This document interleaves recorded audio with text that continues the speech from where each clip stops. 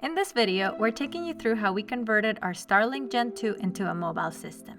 We reduced its power consumption by nearly 2/3 and flat-mounted it into a sleek, waterproof enclosure, versatile enough to move seamlessly between home, van, and boat.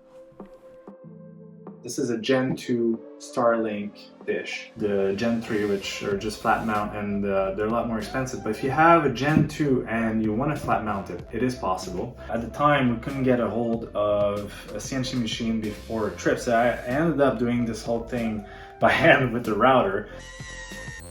I was able to just use my palm router, which is not the fastest, but it's doing a pretty decent job. Cutting the dish, and seems like everything is good. And then I just cut that polycarbonate to protect it and put some marine grade fasteners so that they don't rust in salty water if it's on the boat. We added 4 strong magnets, each with a hold of 55 kilograms. Never heard it flopping or anything like that, and it was a bit hard to pull off the roof, but not excessively, so it worked out great. And we just used butyl tape on the side because a few of the case they have in the market are about $600 or $500 to $600, and they had these pretty cheap seals. A lot of people have water ingress and whatnot.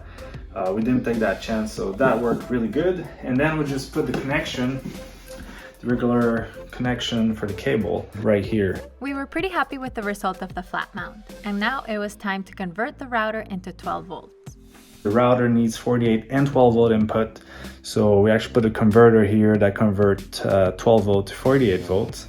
And we also have another regulator that converted to 12 volt for the 12 volt sides. So you could technically connect anything between 12 to 48 volt. You just have this jointer here, which is waterproof, and then that would connect straight up to the Starlink router. And then we left one length in the van with a connector on the roof and another connector inside. When we get in the house, we can just connect it normally through AC power. Our first conversion was a success, but we've since refined the process. Now we use a CNC machine to precisely router the flat mounts and pre-drill the polycarbonate for a flawless fit.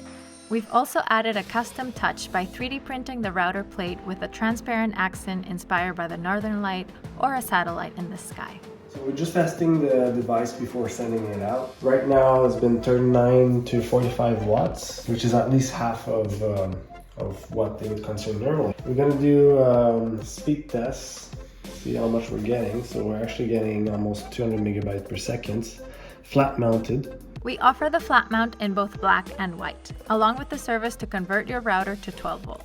For more details, visit us at stokemanstudios.com or drop a comment below. We'd be happy to help.